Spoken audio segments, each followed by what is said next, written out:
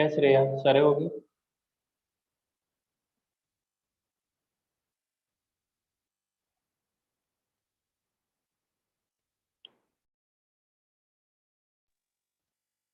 Start की miscellaneous किया गया? नहीं सर। लास्ट का एक्सरसाइज हाँ सर। कुछ डाउट है? हाँ सर। ओके, 2.4 ना?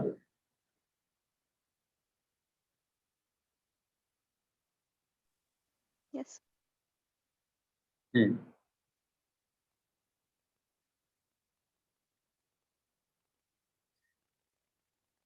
कौन सा फर्स्ट सेकंड थर्ड, ये क्वेश्चन तो पहले ही हो गए। स्टार्टिंग के 10 क्वेश्चन में कोई डाउट?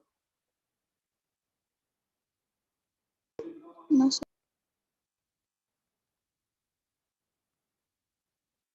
15 तक?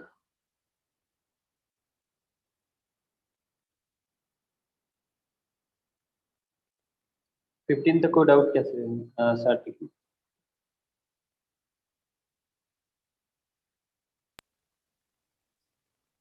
No sir. 20 तक? ये आई थिंक 20 तक तो किया है हमने।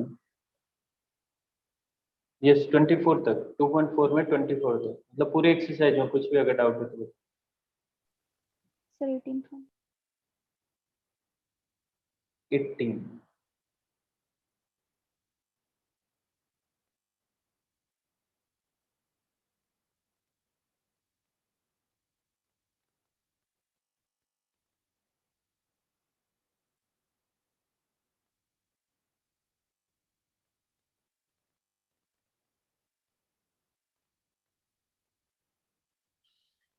एटीन में क्या है? Profit function p x of a film selling x item per day is given by this. P x is equal to 150 minus x into x minus 1625। Okay, find the number of items the film should manufacture to get maximum profit, find maximum profit. Okay, जो profit है वो इस function से दे सकते हैं। देखो ये profit function जो बनाया ना, एक्चुअल में ऐसा होता है, बड़ी बड़ी कंपनी जो होती है, जिन बड़ी बड़ी कंपनीज नहीं, छोटे छोटे जो होलसेलर होते हैं उनका भी इस तरह का वेरी करता रहता है। तो अगर लॉजिकली सोचें कि मैक्सिमम प्रॉफिट फाइंड करना है ना, और हमें वो बताना कि कितने नंबर ऑफ आइटम सेल करने चाहिए ताकि मैक्सिमम प्रॉफिट हो, यहाँ पे एक्स नंबर ऑफ आइटम्स, कितने नंबर ऑफ आइटम्स किसी को मैन्युफैक्चर करने चाहिए ताकि मैक्सिमम प्रॉफिट हो। अगर लॉजिकली सोचें, जो कि ज्यादातर रियल लाइफ में होता है, जितने ज्यादा आइटम सेल करेंगे, जितने ज्यादा आइटम मैन्युफैक्चर करेंगे, अच्छा यहाँ पे ये एक अजम्पशन ले रहे हैं कि जितने जितने भी आइटम्स मैन्युफैक्चर होंगे वो सारे के सारे सेल होंगे। तो जितने ज्यादा आइटम मैन्युफैक्चर करेंगे उतना ही ज्यादा प्रॉफिट रहेगा। रियल लाइफ में ऐसा ही होता है? नहीं, एक्चुअली रियल लाइफ में वहां पे ऐसा होता है जहाँ पे ज्यादा कैलकुलेशन नहीं करते कि 150 ऊपर नीचे हो जाते तो चलता, फर्क नहीं पड़ता। ओवरऑल वो प्रॉफिट देखते हैं कि किसने ज्यादा किसने कम, ऐसा रहता है रियल लाइफ में। लेकिन जो बड़े बड़े होलसेलर होते हैं या बड़ी बड़ी कंपनीज के प्रोडक्ट्स होते हैं उनमें ये चीजें कैलकुलेट होती है। होता क्या है, जैसे जैसे नंबर ऑफ आइटम्स ज्यादा होंगे, देखो स्टार्टिंग में मान लो हमने एक शॉप लिया है, तो शॉप का कुछ रेंट है, वहां पे लेबर है, लाइट बिल है, बाकी सब कुछ मिला के कुछ ऐसा एक फिक्स अमाउंट है जो हर महीने जाने ही वाला है, सपोज 10,000। इतना अमाउंट तो जाने ही वाला है, चाहे आप एक भी आइटम मैन्युफैक्चर करके सेल करो या एक भी मत करो, मतलब कितने भी आइटम मैन्युफैक्चर करके सेल करो या फिर एक भी नहीं करो, ये इतना अमाउंट तो जाने ही वाला है। तो जब तक एक fix number of item sell नहीं होते तब तक तो जीरो प्रॉफिट है। ओके, पहले तो लॉस में है, पहले लॉस में एक सपोज 100 आइटम्स तक तो लॉस में है, 100 आइटम्स पे प्रॉफिट जीरो हो रहा है क्योंकि सिर्फ ये अमाउंट कवर हो रहा है। और उसके बाद जैसे जैसे ज्यादा प्रोडक्ट सेल होंगे वैसे वैसे ज्यादा प्रॉफिट होता जाएगा, मतलब प्रॉफिट यहाँ से बनना स्टार्ट होगा, इस पॉइंट से प्रॉफिट बनना स्टार्ट होगा। और प्रॉफिट भी एक टाइम बाद में प्रॉफिट बनेगा और उसका सेचुरेशन आ जाएगा, मतलब प्रॉफिट लिमिटेड टाइम के लिए बनेगा और वापस से वो ऐसे फिक्स हो जाएगा। इनफैक्ट कभी कभी तो कम प्रॉफिट होने लगे। तो ये क्या सिचुएशन है, जैसे यहाँ तक आया तो मान लो 15,000 का प्रॉफिट हो रहा है, कितने आइटम्स पे, जैसे 100 आइटम्स पे तो अपना सिर्फ ये जो खर्चा हो रहा है ना वो निकल रहा है, तो 15,000 का प्रॉफिट मान लेते हैं 2,000 आइटम्स पे मिल रहा है, यानी कि 2,000 आइटम से ज्यादा मैन्युफैक्चर किया तो बाद में एक सेचुरेशन पॉइंट आएगा या फिर वापस से लॉस होना स्टार्ट हो जाएगा। तो लॉस कैसे होना स्टार्ट होगा, मतलब क्या सिचुएशन आएगी कि लॉस होना स्टार्ट होगा। मान लो कि 2,000 आइटम्स के बाद जैसे ही आपने 2,000 से एक भी ज्यादा आइटम बनाया, तो 2,000 के लिए जो प्रेजेंट शॉप है उसमें रखने के लिए जगह नहीं, तो आपको नई शॉप खरीदनी पड़ेगी। और नई शॉप इतनी ज्यादा कॉस्टली है कि बाकी सारे कितने ही सारे प्रोडक्ट बनाओ, कितने ही सारे सेल करो, वो कवर नहीं होगा। आई मीन कितने ही सारे इन द सेंस कि जितने ज्यादा बनाएंगे तो और ज्यादा शॉप लेनी पड़ेगी, और ज्यादा गोडाउन लेनी पड़ेगी, उसमें फिर ट्रांसपोर्ट का खर्चा भी आता है, लेबर का खर्चा आता है, और बाकी सारे एक्सपेंसेस भी रहते हैं, गवर्नमेंट को उसी अकॉर्डिंग टैक्स देना पड़ता है। तो एक सेचुरेशन पॉइंट आता है ना, जिसके बाद प्रॉफिट या तो फिक्स रहता है या फिर डिक्लाइन होना स्टार्ट हो जाता है।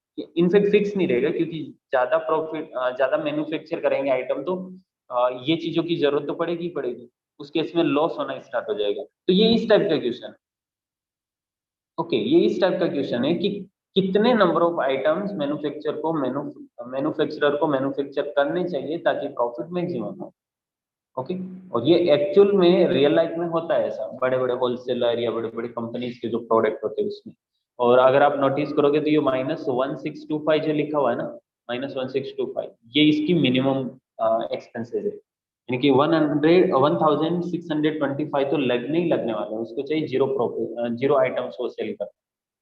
ओके, जैसे आप एक्स की जगह जीरो पुट करोगे तो ये आ रहा -1625, यानी कि जीरो आइटम पे उसको इतना प्रॉफिट है, माइनस में 1625 यानी कि लॉस में हो।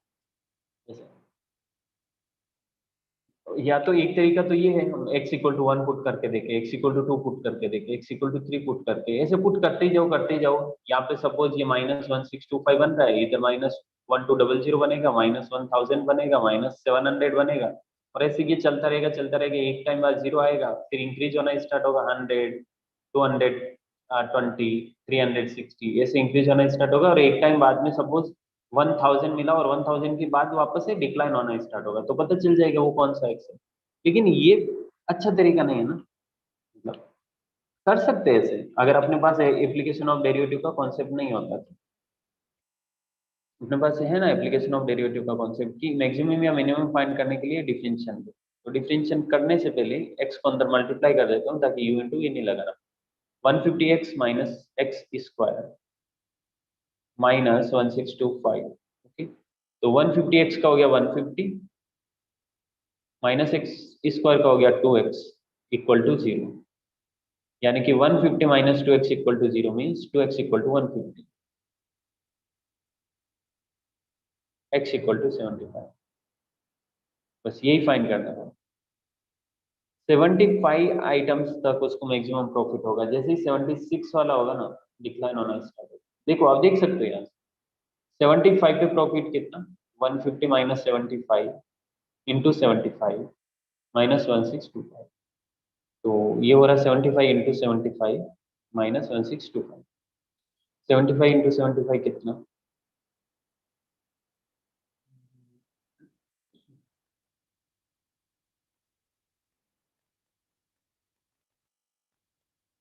5425, इसमें से 1625 बाहर किया तो ये बन रहा है 23800। ओके, 3800, और मान लो मैं 80 पे चेक कर रहा हूँ, 75 से ज्यादा 80 आइटम्स अगर मैन्युफैक्चर करूँ तो 70 इंटू 80 -1625, 5600 -1625। हाँ, 5600 1625 7594 4975। ऐसा कैसा रही है,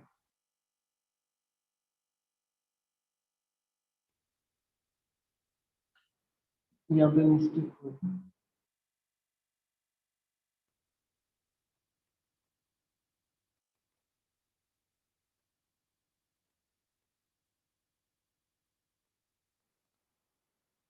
फिर ये कैसे पॉसिबल होगी?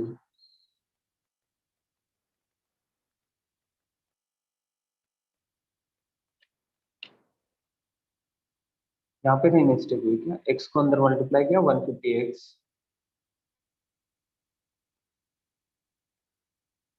150x minus x square minus 1625 differentiation किया तो 150 minus 2x x equal to 75। Okay, x equal to 75 लेना है। 75 पुट किया तो प्रॉफिट कितना हो रहा है? 75 150 माइनस 75 इज 75 इंटू 75 माइनस 1625। ठीक है, 75 75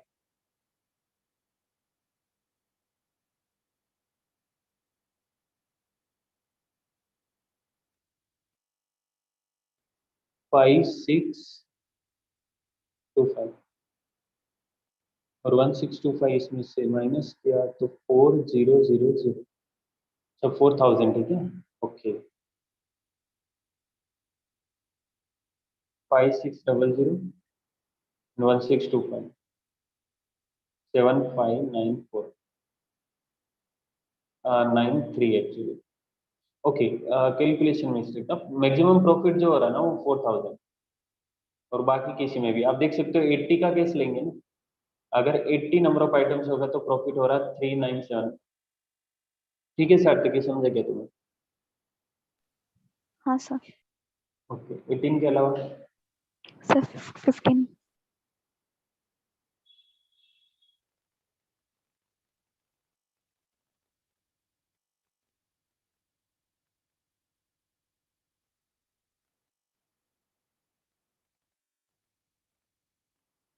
एक open cylinder.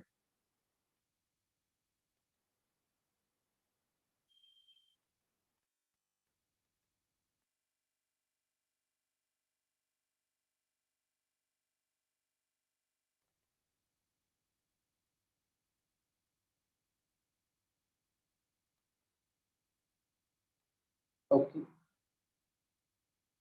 Open cylindrical tank. Open cylindrical tank का मतलब क्या है? ये ऊपर वाला पार्ट नहीं है, बाकी सब है, ये है, ये है। Okay, whose base is a circle is to be constructed of metal sheet so as to contain a volume of pi a cube। मतलब वॉल्यूम फिक्स है, वॉल्यूम कितना होना चाहिए उसका? वॉल्यूम होना चाहिए पाई ए क्यूब। ठीक है, cubic centimetre of water. Find the dimension so that seat required is minimum. यानी कि इस सिलेंडर पे सीट लगानी, किसी कोई मेटल की सीट लगानी, तो सीट कहाँ कहाँ पे लगेगी? ओपन है, इसके इसके कर्व्ड सरफेस एरिया पे लगेगी और बॉटम में लगेगी। यहाँ पे सीट लगानी है तो सीट का डायमेंशन क्या होना चाहिए? मतलब सिलेंडर का डायमेंशन क्या होना चाहिए, यानी कि आर एंड एच क्या होना चाहिए ताकि जो सीट रिक्वायर्ड है वो मिनिमम हो। तो देखो क्या केस हो रहा है, वॉल्यूम फिक्स है ना, पाई ए क्यूब दिया है। इसका मतलब बहुत सारे अलग अलग तरीके के सिलेंडर बन सकते हैं। मान लो हाइट ज्यादा रखते हैं तो बेस थोड़ा छोटा रखेंगे तो पाई ए क्यूब हो, अगर हाइट को कम कर दिया तो बेस बड़ा हो जाएगा। और इस तरह से कितने ही सारे सिलेंडर बन सकते हैं जिनका पाई ए क्यूब वॉल्यूम रहेगा, लेकिन हमें वो वाला सिलेंडर बताना जिसका सरफेस एरिया मिनिमम हो। ओके, क्योंकि सीट जो हम यूज करने वाले वो सरफेस एरिया पे करेंगे, curve surface area and bottom. सार्थक की क्वेश्चन समझाना था। सर ये शीट रिक्वायर्ड मतलब कैसे, नहीं समझ। सीट रिक्वायर्ड मतलब जैसे ये सिलेंड्रिकल टैंक है ना, तो यहाँ से तो ओपन है, ये जगह नहीं है, ये जगह है ही नहीं। ओके, अभी ये बॉटम में एक सीट लगानी है मेटल की और यहाँ पे सरफेस पे सीट लगानी, सरफेस पे चारों तरफ सीट लगानी इधर ऐसे अंदर की साइड। अंदर बाहर फर्क नहीं पड़ेगा वैसे। Sir dimensions. डायमेंशंस मतलब कि सिलेंडर की क्या डायमेंशंस है, यानी कि सिलेंडर की हाइट कितनी है और बेस कितनी, बेस का हाँ रेडियस कितना है, ऐसा समझा ना? ओके, हाँ सर। सरफेस एरिया क्या होगा इसका साथ ही? सरफेस एरिया बताओ ना। Sir 2 pi R H plus pi are square. 2 pi are h नहीं, ऊपर वाला नहीं ले रहे हैं लोग, सिर्फ नीचे वाला ले रहे हैं, इसलिए पाई आर एच, समझा क्या? Pi R H plus 2 pi are H. एक minute, okay okay, 2 pi are H, हाँ, और इसके आगे क्या बोला था? 2 pi R H plus pi are square. हाँ पाई आर एच, यस, क्योंकि एक ही सर्कल ले रहे हैं, दूसरा वाला नहीं है। ये आर और ये एच।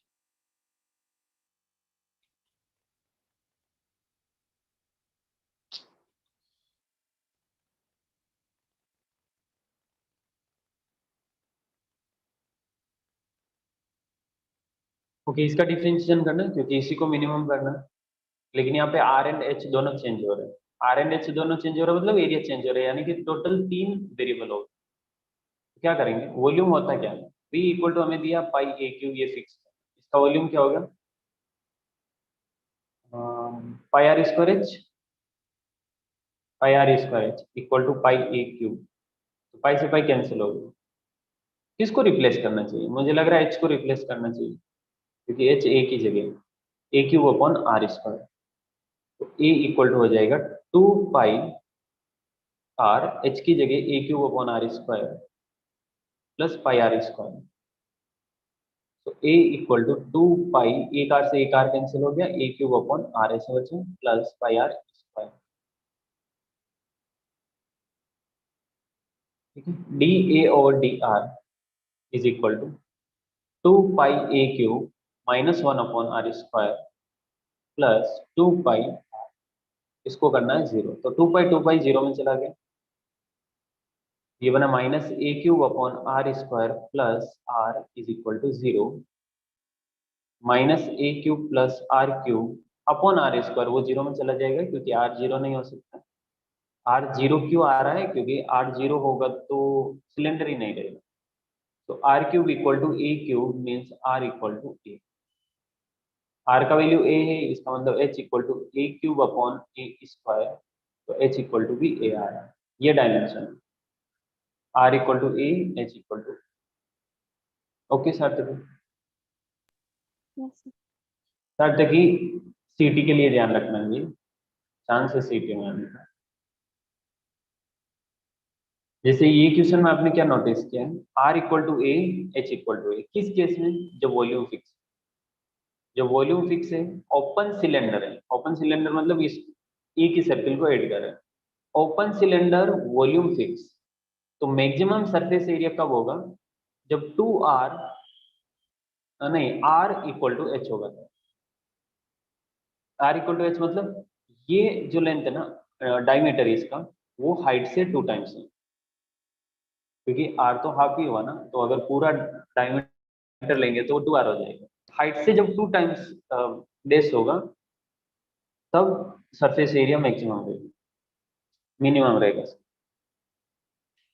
ओके सार्थक, समझाना, याद रखना, कहीं पे लिख के रखना है, या फिर ये क्वेश्चन सोल्व करो तो नीचे ये स्टेटमेंट लिखो। Okay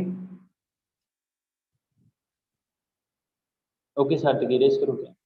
yes sir. ठीक है, इसके अलावा सर किसी 16।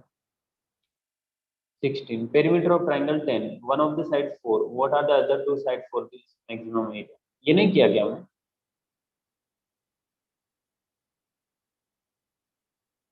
ये वाले क्वेश्चंस नहीं किए। सर वो राइट एंगल ट्रायंगल था ना। Perimeter of triangle is 10 centimetre, इसका मतलब a plus b plus c is equal to 10। If one of the side is 4, एक साइड 4 मतलब मान लेते हैं a 4 है, तो 4 plus b plus c is equal to 10, मतलब b plus c is equal to 6। Okay, B and C में एक ये रिलेशन हमें मिला है। तो पेरीमीटर 4 है, देखो पेरीमीटर 4 है, मतलब टोटल जो लेंथ है ना ट्रायंगल के साइड की वो 4 है, लेकिन ये एक फिक्स है, ये 4 है, तो ये बाकी दोनों चेंज हो सकती है, मतलब ये जब छोटी होगी साइड तो ये बड़ी हो जाएगी, ये और छोटी होगी तो और बड़ी हो जाएगी, और छोटी होगी तो और बड़ी हो जाएगी। या फिर ये कैसे हो सकता है? ये छोटी हो रही है तो ये बड़ी हो रही है, ये छोटी हो रही है तो ये, ऐसा हो गया। तो क्या कैसे केस कैसे बन सकते हैं इसमें? मान लो ये वाली साइड बहुत ज्यादा छोटी होगी तो ये C1 में, अभी भी इन तीनों का सम तो 10 ही है, लेकिन ये इतनी ज्यादा छोटी होगी कि एरिया इसके कंपैरिजन में बहुत ज्यादा कम हो गया, या फिर ये वाली साइड छोटी होगी तो भी देख सकते हो इसके कंपैरिजन में एरिया कम है। यानी कि एक ऐसा पॉइंट तो जरूर आएगा ना जहाँ पे बी एंड सी इस तरह की वैल्यू होगी कि एरिया मैक्सिमम होगा। जब बी बहुत ज्यादा छोटा हो रहा है तब एरिया बहुत कम आ रहा है, सी जब बहुत ज्यादा छोटा हो रहा है तो भी एरिया कम आ रहा है, यानी कि बीच की कोई वैल्यू होगी जब एरिया मैक्सिमम, एरिया को मैक्सिमम कर। अब किस मेथड से करना चाहिए, साइड्स की बात हो रही है ना यहाँ, ये अर्थ की क्या फॉर्मूला लगाएंगे, क्या अप्लाई करेंगे यहाँ, हेरोन्स फॉर्मूला।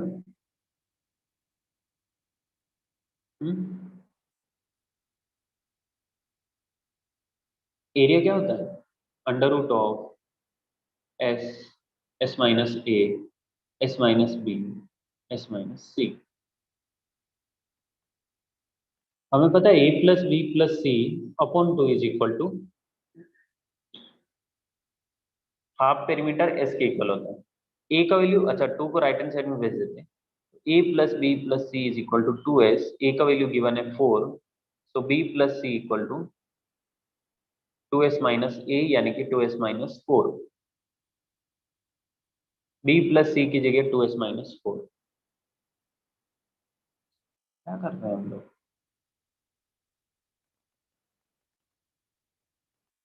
हाँ ठीक है ना, और b प्लस सी का वैल्यू क्वेश्चन में गिवन है 6। ओके, सो ये स्टेप हम यहाँ पे भी कर सकते हैं। b प्लस सी का वैल्यू क्वेश्चन में 4 गिवन है, ए का वैल्यू 4 गिवन है, b प्लस सी का वैल्यू 6 गिवन है। या फिर ऐसे बोल सकते हैं ना, पेरीमीटर ही 10 है, इतना करना ही क्यों। ओके ओके ओके, बहुत ज्यादा कॉम्प्लिकेटेड बना रहे हैं इसको। एस इक्वल टू होता है A plus B plus C upon to, A plus B plus सी यानी कि पेरीमीटर 10 गिवन है क्वेश्चन, तो एस इक्वल टू हो गया 5। ओके, तो एरिया इक्वल टू, अच्छा ए स्क्वायर कर देता हूँ तो ये होगा 5, 5 minus 4, 5 minus B, 5 minus c, 5 minus 4 1, 5 तो रह गई, तो ए स्क्वायर इक्वल टू आ रहा 5, 5 माइनस बी। अच्छा, यहाँ पे बी चेंज हो रहा है, सी चेंज हो रहा है, दो वेरिएबल है, इसका मतलब ये भी चेंज हो रहा है, तो टोटल 3 हो गए। इसका मतलब बी एंड सी में से किसी एक को रिप्लेस करना पड़ेगा, यहाँ से रिप्लेस कर रहा हूँ मैं 1 से, तो 5 बी माइनस, बी की जगह क्या पुट कर सकता हूँ, 6 minus c, 6 minus c, 5 minus C,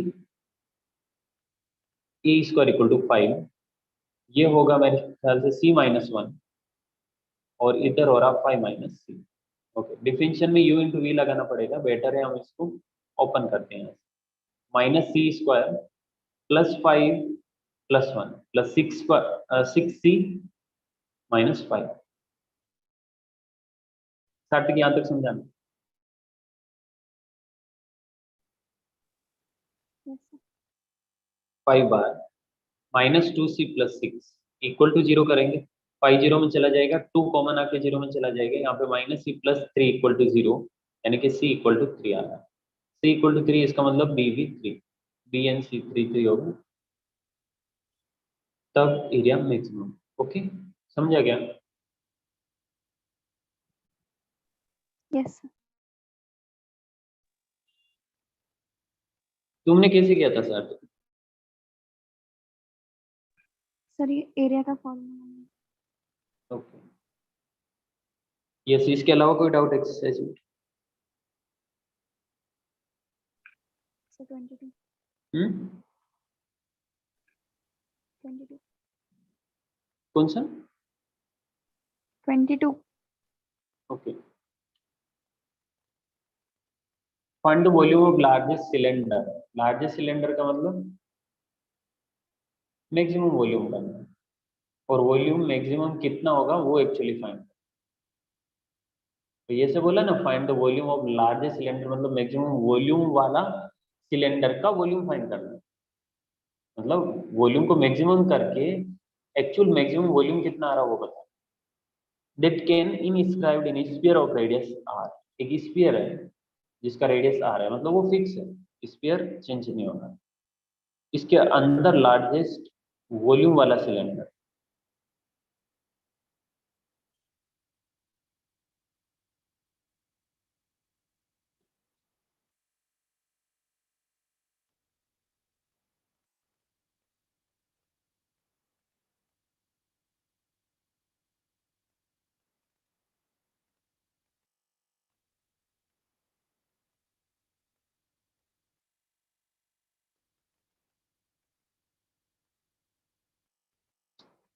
okay, मान लो ये ऐसे।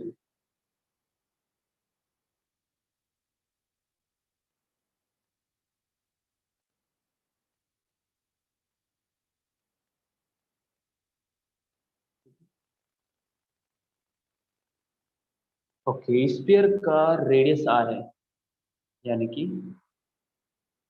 ये r है, small r।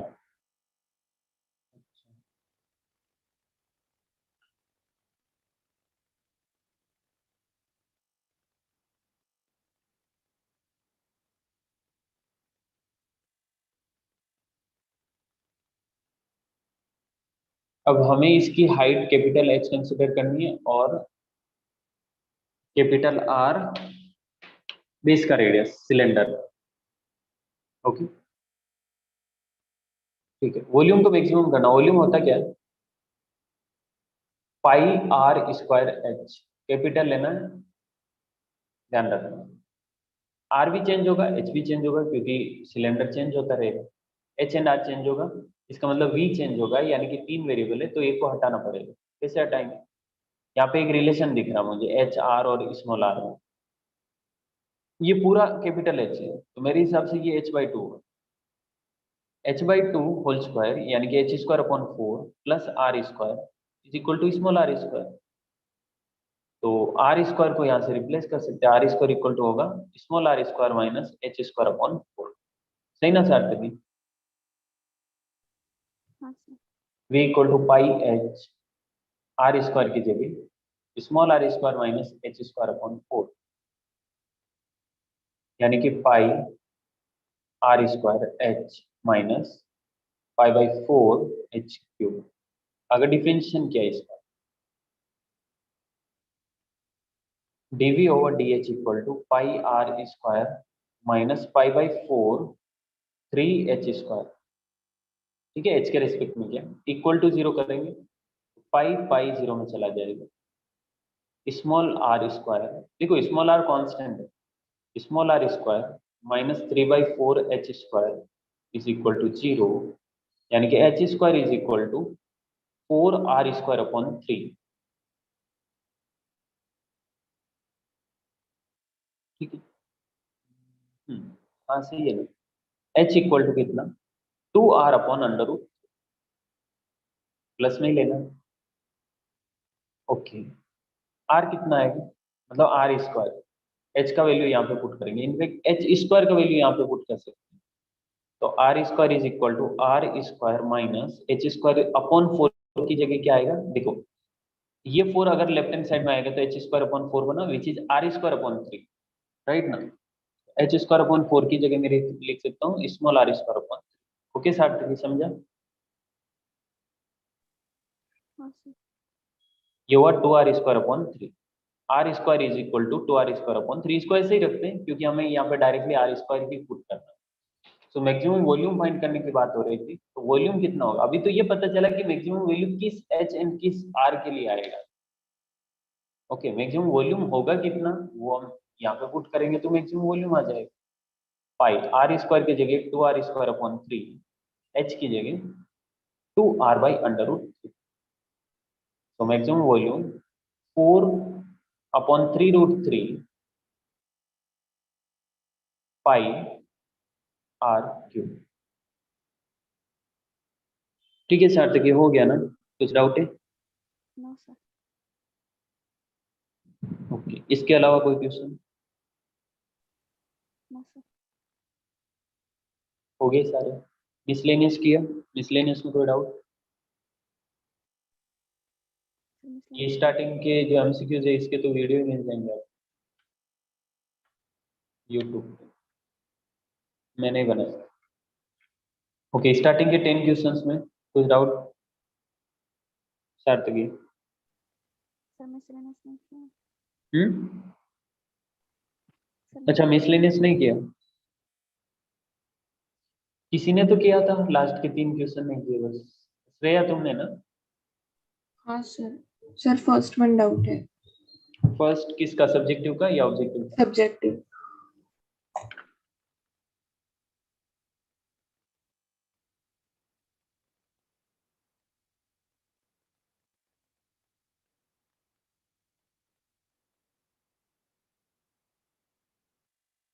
Okay, curve X square plus B Y square is equal to 1, और सेकेंड है A dash X square plus B dash Y square is equal to 1।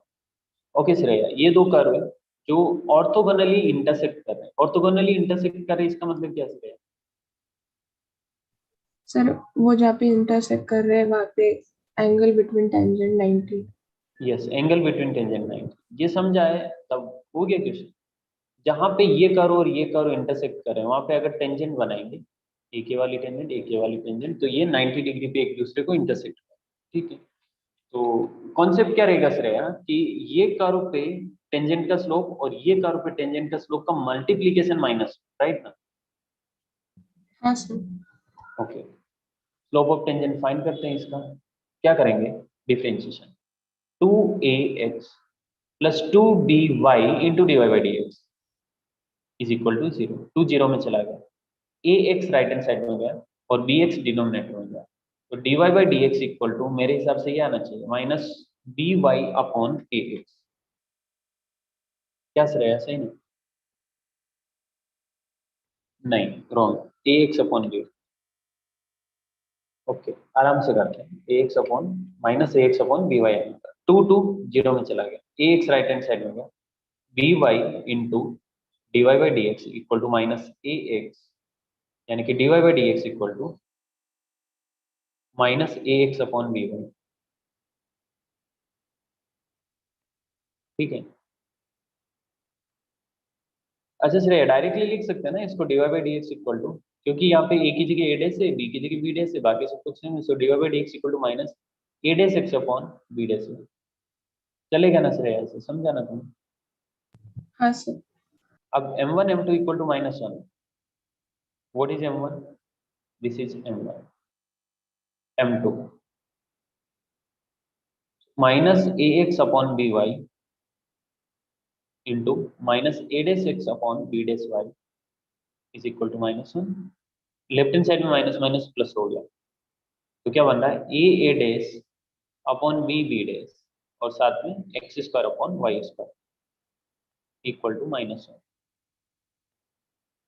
Okay Shreya, हमें ऐसा कुछ प्रूव करना है, ये पार्ट इसमें एक्स एंड वाई नहीं, मतलब सिर्फ a b a dash B dash, लेकिन जो अपनी ये कंडीशन आई ना कि ऑर्थोगोनली इंटरसेक्ट कर रहे हैं, हमने m1 m2 equal to minus 1 किया, तो उसके अकॉर्डिंग ये मिला है।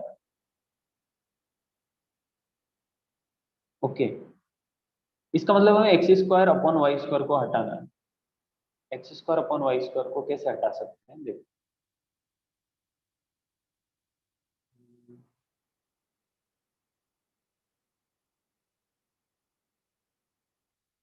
इन दोनों कर्व को सॉल्व करना पड़ेगा, ठीक है।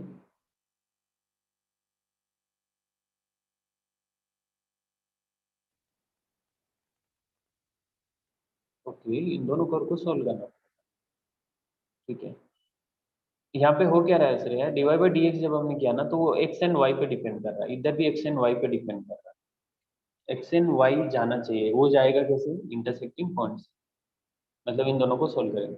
लेकिन इंटरसेक्टिंग पॉइंट फाइंड करने की जरूरत नहीं है, कुछ ऐसी कंडीशन लगाते हैं, जैसे यहाँ पे राइट हैंड साइड में 1 है, इधर भी 1 है, मुझे लग रहा है लेफ्ट हैंड साइड को अगर इक्वल करूंगा मैं, X square plus B Y square is equal to A dash X square plus B dash Y square, X square left hand side में, Y square right hand side में, a minus A dash X square equal to B dash minus B Y, X square upon Y square यहाँ से मिल रहा है D dash minus B upon A minus A days.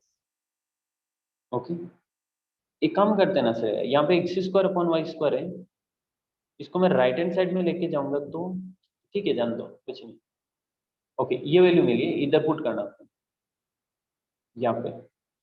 तो A dash upon B dash into B dash minus B upon A minus A dash is equal to -1।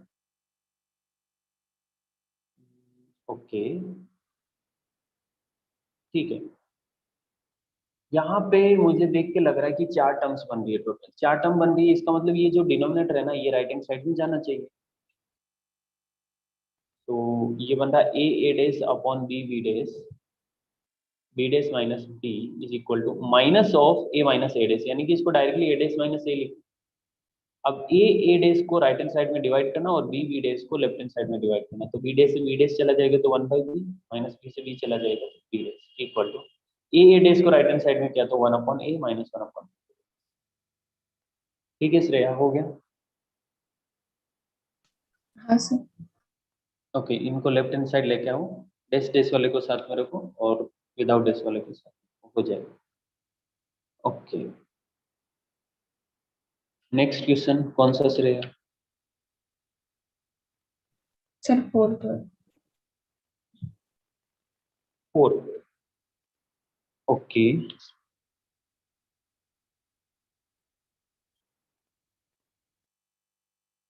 इस chapter में तो कुछ ज्यादा ही टाइम लग गया सर, बट ठीक है, कोई प्रॉब्लम नहीं है। ये लगना ही था, एटलीस्ट 15 लेक्चर्स तो लगने ही थे, और अपने को 18 के अराउंड लेक्चर लगेंगे।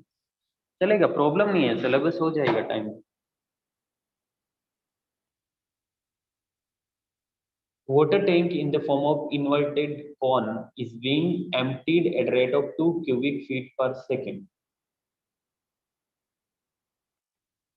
Inverted cone है इसका।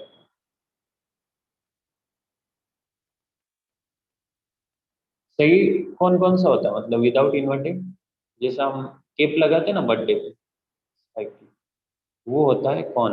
लेकिन इन्वर्टेड कौन मतलब उल्टा ऐसा, उसको खाली कर रहे हैं। ठीक है, इन्वर्टेड कौन कौन में मेनली 2 डायमेंशन होते हैं, हाइट एंड बेस का रेडियस।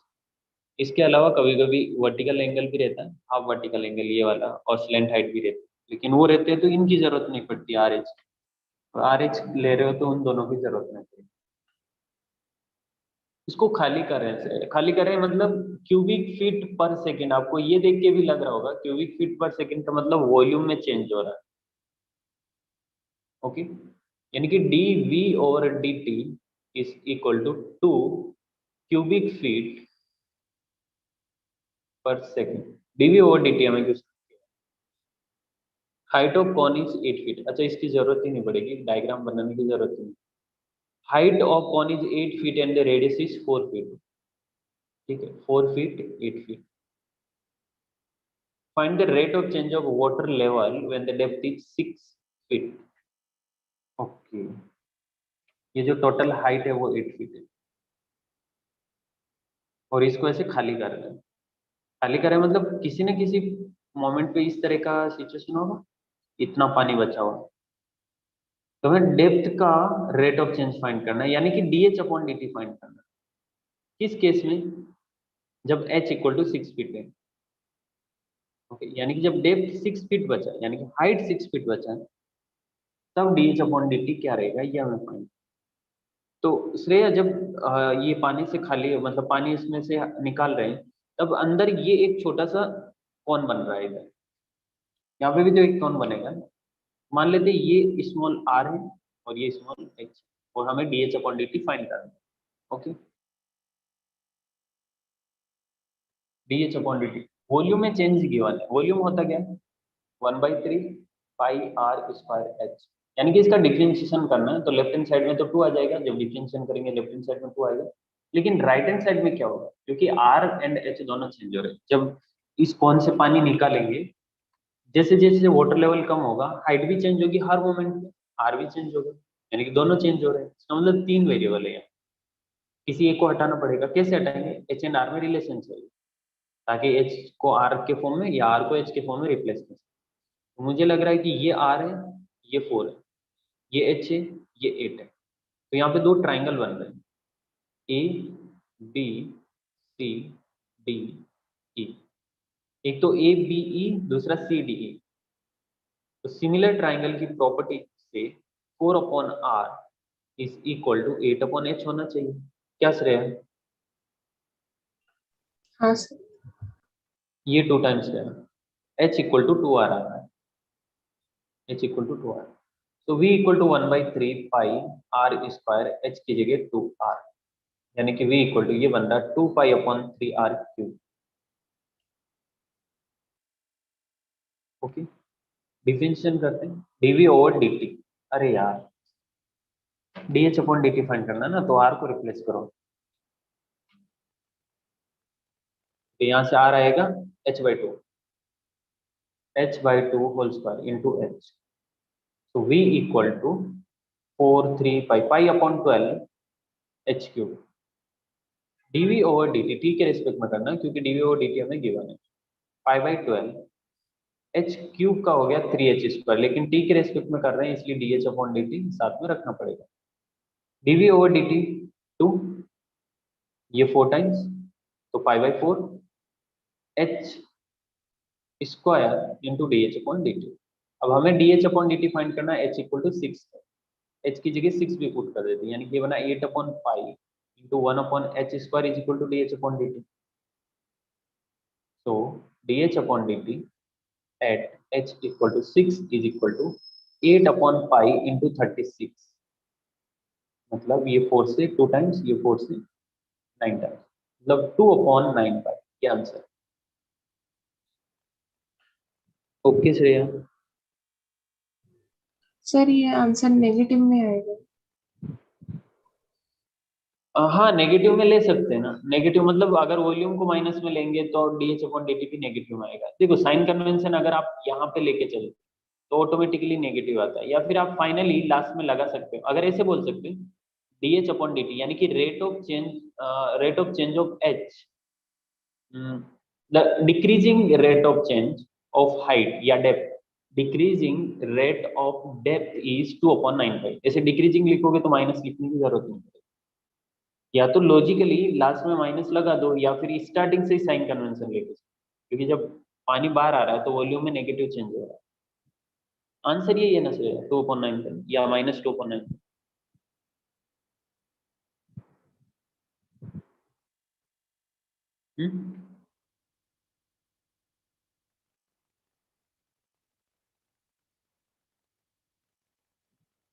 सर पॉजिटिव ही है, 2/9।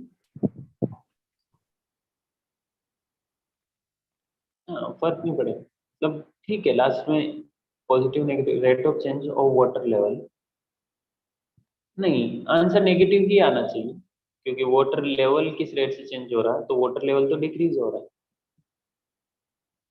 नेगेटिव आने। लेकिन एग्जाम में ऐसे नेगेटिव पॉजिटिव दोनों ऑप्शन नहीं मिलेंगे, डोंट वरी।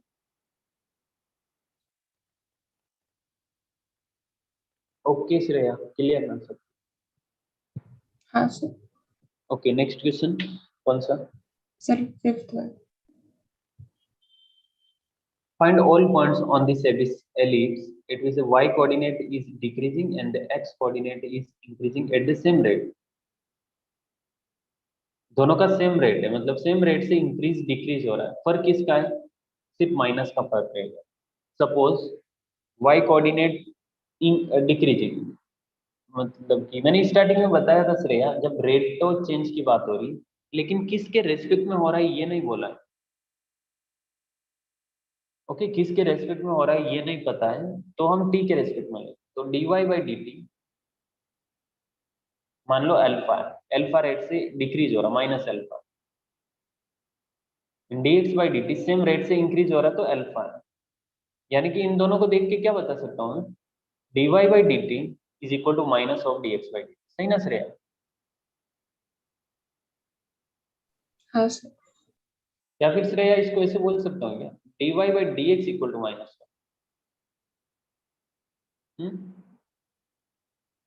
हाँ sir.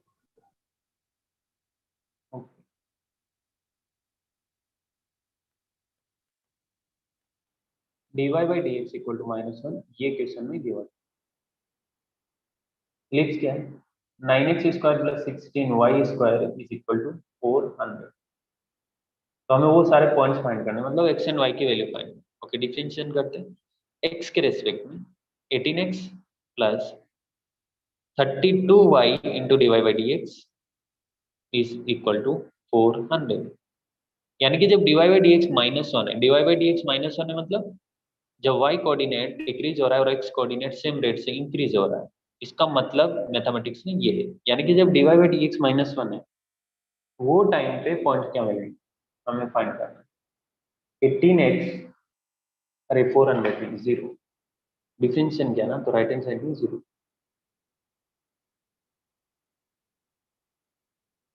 32y divide by dx -1 इक्वल टू 0। तो कितना हो रहा है 9x minus 16y is equal to 0। देखिए 9x equal to 16y। Okay तो 3x इक्वल टू कितना 16y अपॉन 3।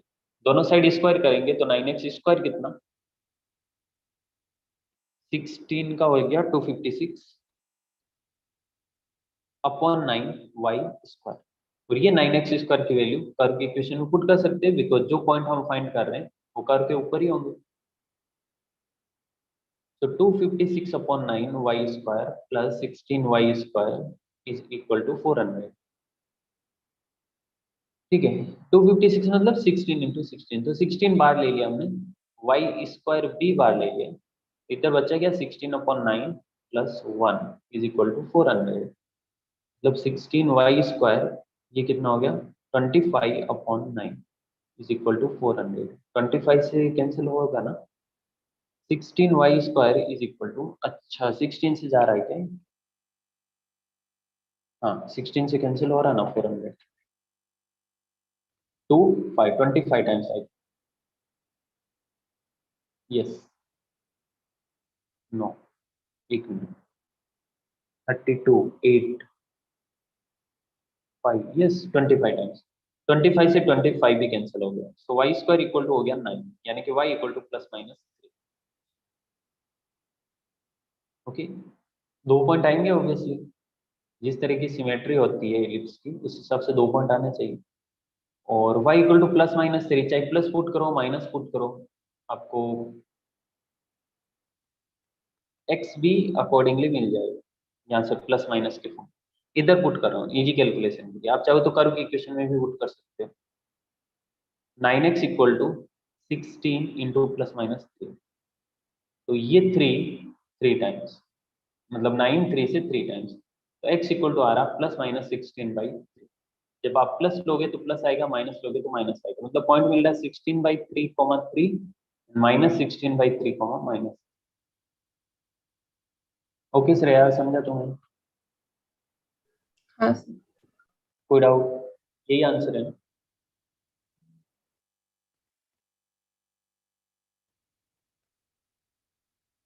ठीक है इसके बाद नेक्स्ट क्वेश्चन कौन सा नहीं सर इतने ही थे। बस इतने ही पूरे बीस लेने हैं इसमें हाँ मतलब लास्ट के 3 जो वो नहीं हुआ मतलब किए ही नहीं। 18 वाला हुआ क्या हाँ अच्छा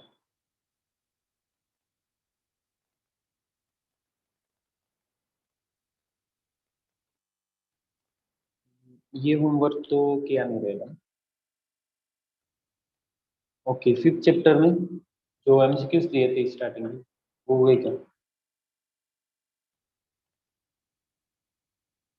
क्या श्रेया वो नहीं किया ना मतलब टाइम ही नहीं मिला रहे नहीं वो नहीं हुआ सर। ठीक है फिर आप आज एक काम करते हैं जो भी चैप्टर किया हमने बहुत लंबा चला था ये इसलिए वापस थोड़ा रिवाइज करते हैं पूरा बच्चे हुए टाइम में आधे घंटे में हो जाएगा।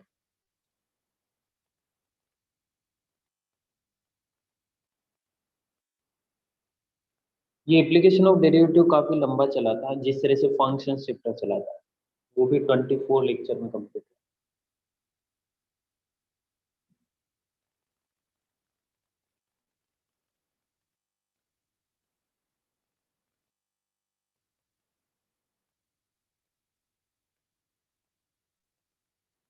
क्योंकि कुछ चैप्टर में बहुत सारी ऐसी चीजें होती है जो सिर्फ उस चैप्टर में काम नहीं आती, बाकी सारे चैप्टर में भी काम।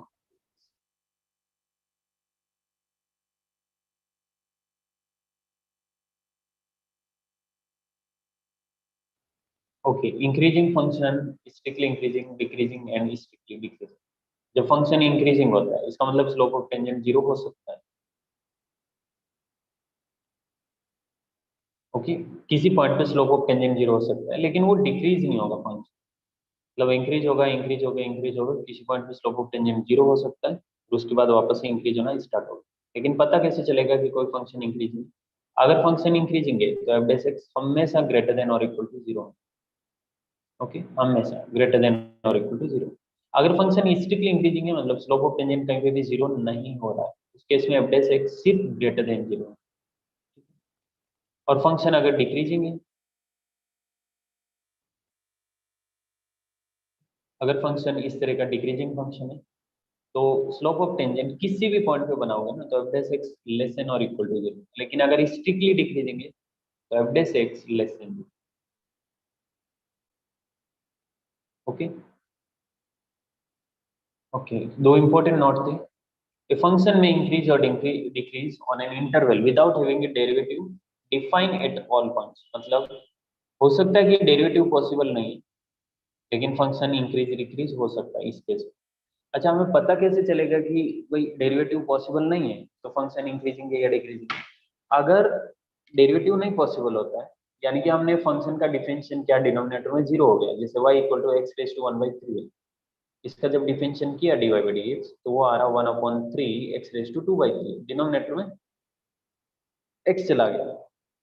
बाकी सब पॉइंट पे तो ठीक है, टेंजेंट बन रहा है, लेकिन x इक्वल टू 0 पे टेंजेंट नहीं बन रहा है। तो हमें ये देखना पड़ेगा कि फंक्शन कंटिन्यूस है कि नहीं। x इक्वल टू 0 पे यस कंटिन्यूस है, 0 के left hand side, right hand side और x इक्वल टू 0 पे फंक्शन की वैल्यू सेम आ रही है। x equal to y equal to x raise to 1/3 में x इक्वल टू 0 है, यानी कि x इक्वल टू 0 पे फंक्शन कंटिन्यूस है।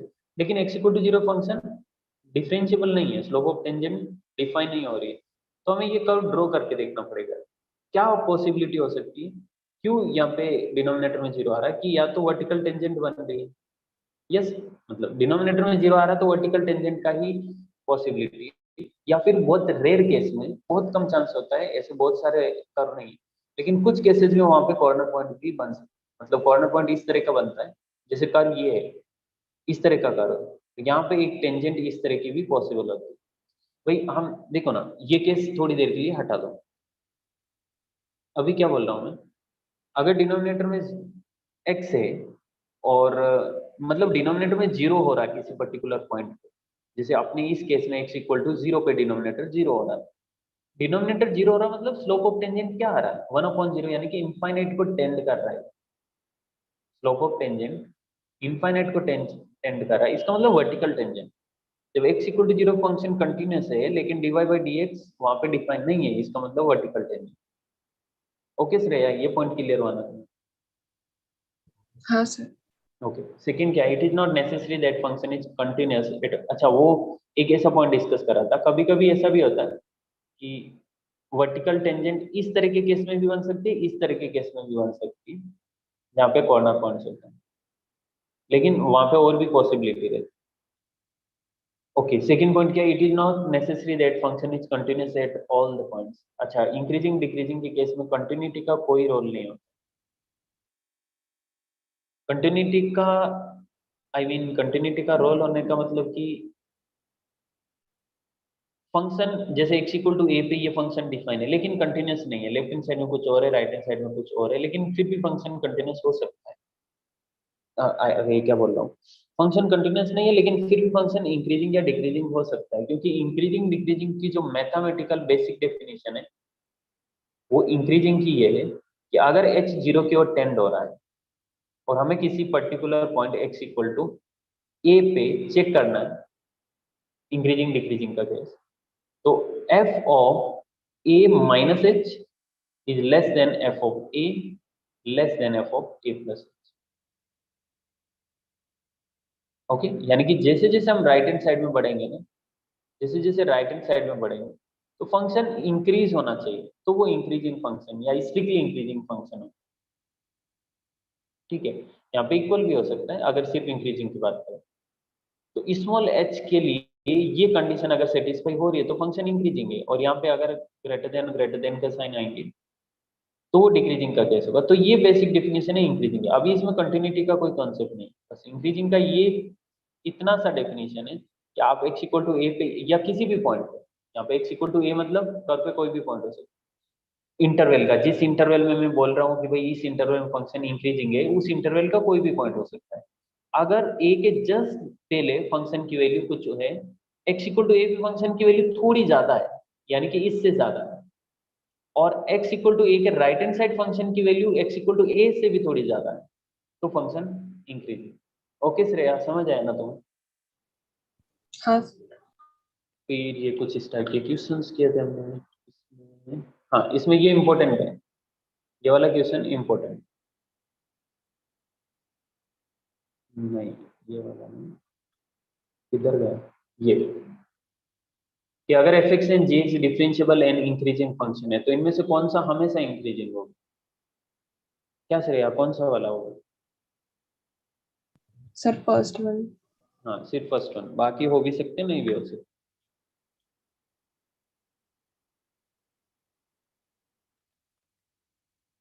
ओके, ये इस तरह के केस में क्या करना होता है श्रेया, पता है क्या? जब फंक्शन ब्रेक हो रहा है, कंटिन्यूस हो भी सकता है नहीं भी हो सकता, तो इस तरह के केस में क्या करना है, लिमिट लेके सोल्व करेंगे कि अगर देखो ये फंक्शन इंक्रीजिंग है, ये फंक्शन इंक्रीजिंग है, अब x इक्वल टू 1 पे डिपेंड करता है कि भाई x इक्वल टू 1 फंक्शन की वैल्यू कहाँ से कहाँ तक होगी, तो यहाँ से जो फंक्शन की वैल्यू आ रही है और यहाँ से जो फंक्शन की वैल्यू आ रही है, इन दोनों के बीच में लैम्बडा होना चाहिए, क्योंकि फंक्शन इस तरह का आया पहले, बीच में कहीं तो ये x इक्वल टू लैम्बडा है, और फिर यहाँ से फंक्शन ऐसे स्टार्ट हो रहा है, तो लैम्बडा की वैल्यू इनके बीच में हो सकती है। ओके, लिमिट की भी जरूरत पड़ सकती है इस क्वेश्चन में, हालांकि इसमें जरूरत नहीं पड़ेगी, 0/0 फॉर्म नहीं बन रहा। अच्छा, हमने ये भी डिस्कस किया था कंपोजिट फंक्शन का क्या नेचर होता है जब f x and g x increasing या डिक्रीजिंग होते तब। जब एफ एक्स जी एक्स दोनों इंक्रीजिंग तो इंक्रीजिंग, अगर दोनों डिक्रीजिंग तो भी इंक्रीजिंग, लेकिन दोनों में से एक इंक्रीजिंग एक डिक्रीजिंग तो उस केस में डिक्रीजिंग। ओके श्रेया, ये समझा ना तुम्हें उस टाइम, मतलब 100% की कैसे होता है ये? हाँ सर। क्योंकि कंपोजिट है, डायरेक्ट एक्स नहीं, एफ ऑफ जी एक्स, तो एक डिक्रीज एक इंक्रीज हो रहा तो हमेशा डिक्रीजिंग गिरे। ओके, और ये केस हम सिर्फ एफ जी के लिए नहीं, कितने सारे फंक्शन के लिए कंटिन्यू कर सकते, ये भी एक अच्छा क्वेश्चन है। अच्छा, यहाँ पे फिर आता है मोनोटोनिक फंक्शन, जिसको हमने इस तरह से डिफाइन किया कि या तो स्ट्रिक्टली इंक्रीजिंग या फिर स्ट्रिक्टली डिक्रीजिंग उस पर्टिकुलर इंटरवल में। ओके,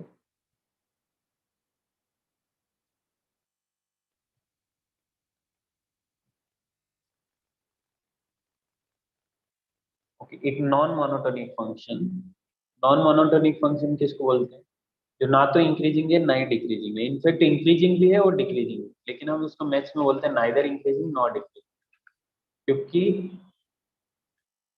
इंक्रीजिंग एंड डिक्रीजिंग दोनों एक साथ कभी होता नहीं, या तो फंक्शन इंक्रीज होगा तो डिक्रीज नहीं होगा, डिक्रीज होगा तो इंक्रीज, इस तरह के फंक्शन नॉन मोनोटोनिक है। तो इसमें दो दो तरह के ये पॉइंट आते हैं, critical points, stationary point. Okay, एक टर्निंग पॉइंट भी आता है जो आगे देखेंगे। Critical point, stationary point. Critical point वो पॉइंट होते हैं जहाँ पे या तो डेरिवेटिव जीरो या फिर डेरिवेटिव एग्जिस्ट नहीं करता है, लेकिन स्टेशनरी पॉइंट में सिर्फ टेंजेंट जीरो होता है, यानी कि derivative slope of tangent zero होता है, यानी कि डेरिवेटिव जीरो होता है। ओके, यानी कि मैक्सिमा एंड मिनिमा वाले जो पॉइंट है ना वो स्टेशनरी पॉइंट है। क्रिटिकल पॉइंट वो भी होते हैं जो कॉर्नर पॉइंट है, या फिर जहाँ पे फंक्शन कंटिन्यूस नहीं है, यहाँ पे, या फिर जहाँ पे फंक्शन डिफरेंशिएबल नहीं, वो सारे क्रिटिकल पॉइंट है। एप्लीकेशन ऑफ मोनोटोनिसिटी में फर्स्ट है find the range of function and number of roots of equation using monotonicity, ये आगे किया था हमने रेंज ऑफ फंक्शन का, और number of roots of equation using monotonicity मतलब ये इसमें ज्यादा बड़े क्वेश्चंस नहीं है, मतलब अलग अलग वेराइटी क्वेश्चन नहीं, एक ही टाइप का क्वेश्चन आता है। मान लो कोई फंक्शन आपको एफ एक्स गिवन है, ये वाले पार्ट की बात कर रहा हूँ, इसके क्वेश्चंस नहीं किए थे। Number of roots of equation, suppose आपको कुछ एफ एक्स गिवन है, इसके रूट्स फाइंड करना है। अगर हमने एफ डेस एक्स फाइंड किया और ये हमेशा ग्रेटर देन जीरो है या हमेशा लेस देन जीरो है, तो हम क्या बोलते हैं कि फंक्शन इंक्रीजिंग या फंक्शन डिक्रीजिंग, यानी कि एफ डेस एक्स का कोई रूट नहीं मिलता है भाई। Greater than zero less than zero का मतलब क्या है, कभी जीरो नहीं हो रहा है, ये इसके रूट नहीं है। एफ डेस एक्स का कोई रूट नहीं है, इसका मतलब एफ एक्स का एक रूट है। कैसे पता? क्योंकि अगर फंक्शन सिर्फ इंक्रीजिंग है माइनस इन्फिनिट से इन्फिनिट, तो एक्स एक्सिस को एक ही बार कट कर सकते, बस ये इतना सा एप्लीकेशन है। श्रेय समझा ना? तो हाँ सर। ओके, इनइक्वलिटी वाले क्वेश्चन हमने नहीं किए थे।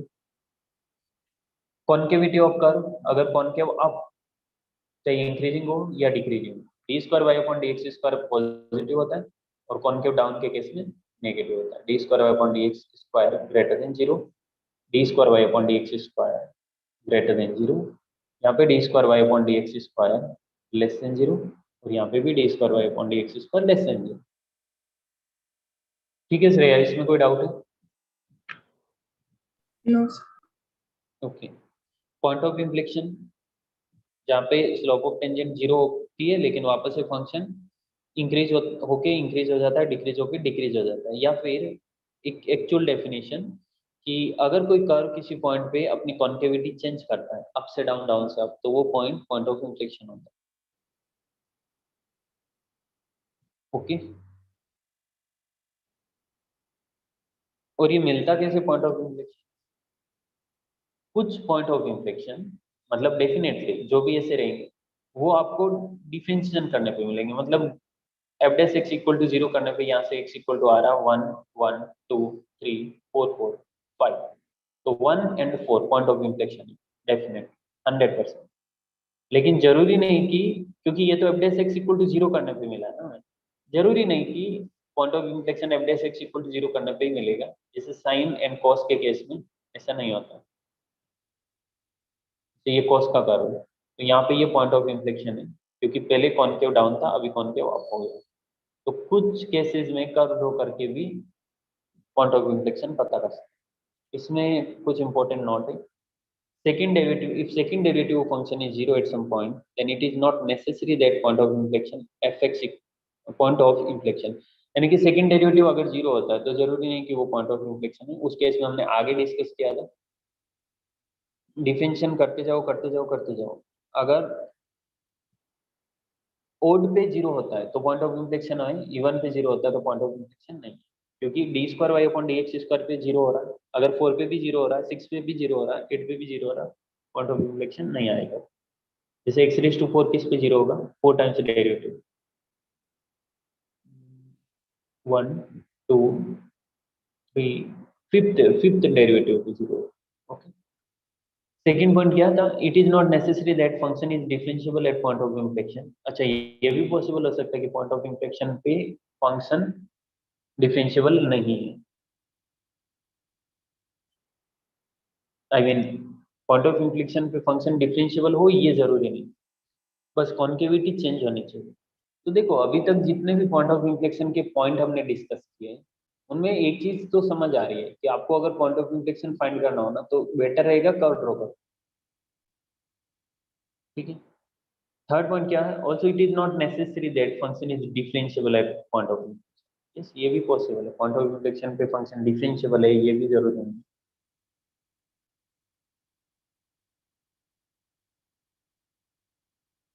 नहीं रही, वो पॉइंट तो डिस्कस कर लिया ना, डिफरेंशिएबल तो आया, ये कंटिन्यूटी का है।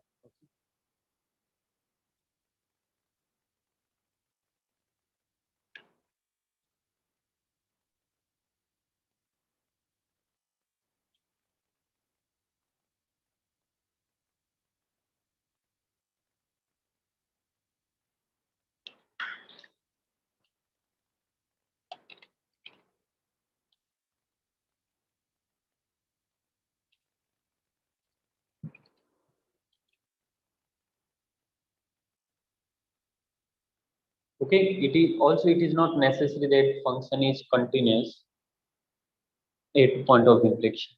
Yes, आप देख सकते हो यहाँ पे डायग्राम, कॉन्केविटी चेंज होनी चाहिए। अच्छा, इसके बाद आता है maximum minima, local maxima local minima, यानी कि आजू बाजू के पॉइंट से कब मैक्सिमम होगा, आजू बाजू के पॉइंट से मैक्सिमम, आजू बाजू के पॉइंट से मिनिमम, वो होता है लोकल मैक्सिमा लोकल मिनिमा। एक ग्लोबल मैक्सिमा ग्लोबल मिनिमा भी आता है, आगे डिस्कस करते हैं, किया हमने actually.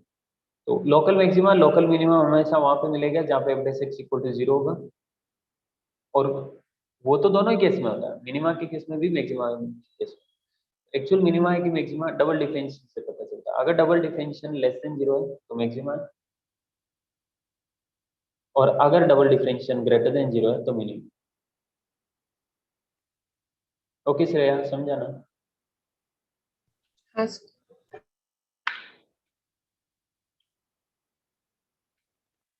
Okay, identify maxima and minima bye checking value of function in the neighbourhood of point of x. हाँ, कभी कभी नेबरहुड से भी चेक कर सकते हैं, क्योंकि नेबरहुड से कैसे चेक करेंगे, जैसे पॉइंट ऑफ मैक्सिमा है, तो सपोज ये x इक्वल टू ए पे, x इक्वल टू ए पे फंक्शन की वैल्यू कितनी आ रही है, सपोज 10, तो इसके आजू बाजू में फंक्शन की वैल्यू 10 से लेस आती है तो पॉइंट ऑफ मैक्सिमा।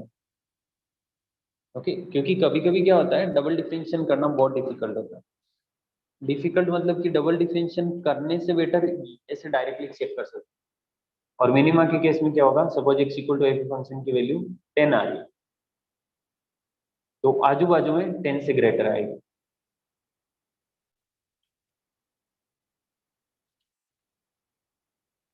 ओके, उसके बाद second derivative test for maxima and minima of differential function. बताया मैंने, d square y upon d x square, अगर लेस देन 0 तो मैक्सिमा, ग्रेटर देन 0 तो मिनिमा। लेकिन किस पे बात कर रहा हूँ, उस पर्टिकुलर पॉइंट जहाँ पे स्लोप ऑफ टेंजेंट 0 है, यानी कि पहले आपको dy by d x find करके इक्वल टू 0 करना, वहां से x की कुछ वैल्यू आएगी, suppose a b c value आएगी, फिर डबल डिफरेंशिएशन करना, और वो इस पे देखना है x इक्वल टू a पे, क्या ये लेस देन 0 है, यस लेस देन 0 है तो पॉइंट ऑफ मैक्सिमम, अगर ग्रेटर देन 0 है तो point of minimum.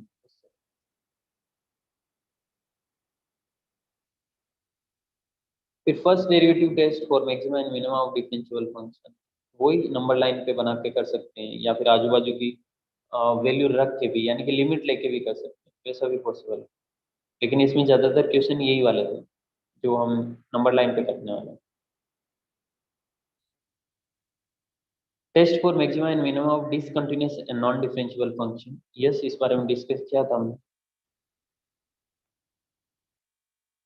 Okay, global maxima global minima in close interval and open interval. Close interval में कैसा होगा, ओपन इंटरवल में कैसा होगा, डायरेक्टली ये देख के ही आपको पता चल जाएगा कि कौन सा ग्लोबल मैक्सिमा कौन सा ग्लोबल मिनिमम, और इसका कॉन्सेप्ट क्या है। श्रेय, इसमें तो कोई डाउट नहीं ना? नो।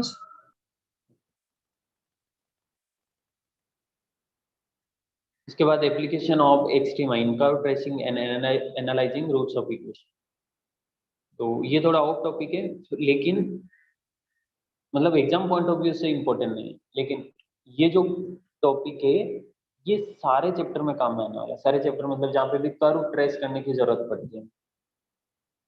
ओके, ये 5 पॉइंट है, ये सब चीजें देखनी है, सारी की सारी देखने की जरूरत नहीं है। जब आपको स्टार्टिंग के 3-4 जब चीजें क्लियर हो जाती है तो ऑटोमेटिकली पता चल जाता है कि कर्व कैसा बनने वाला है। इसके बहुत सारे क्वेश्चंस भी किए होंगे। फिर application of extrema in optimisation, plane geometry and coordinate geometry. Concept जैसा कुछ नहीं है, इसमें क्वेश्चन करते हैं तो ही समझ आता है। और जैसे मिसलेनियस के लास्ट के क्वेश्चन या 2.4 के लास्ट के जो क्वेश्चन थे उसी टाइप के क्वेश्चन।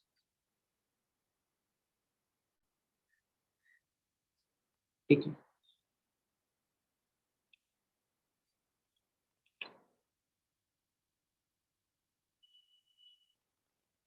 ठीक है श्रेया, फिर एक काम करते हैं, सार्थकी तुमने किया क्या वो एमसीक्यू सिंगल करेक्ट टाइप वाले? हाँ सर। कुछ डाउट है उसमें? हाँ sir. 5th and 6th chapter दोनों के किए क्या? हाँ सर।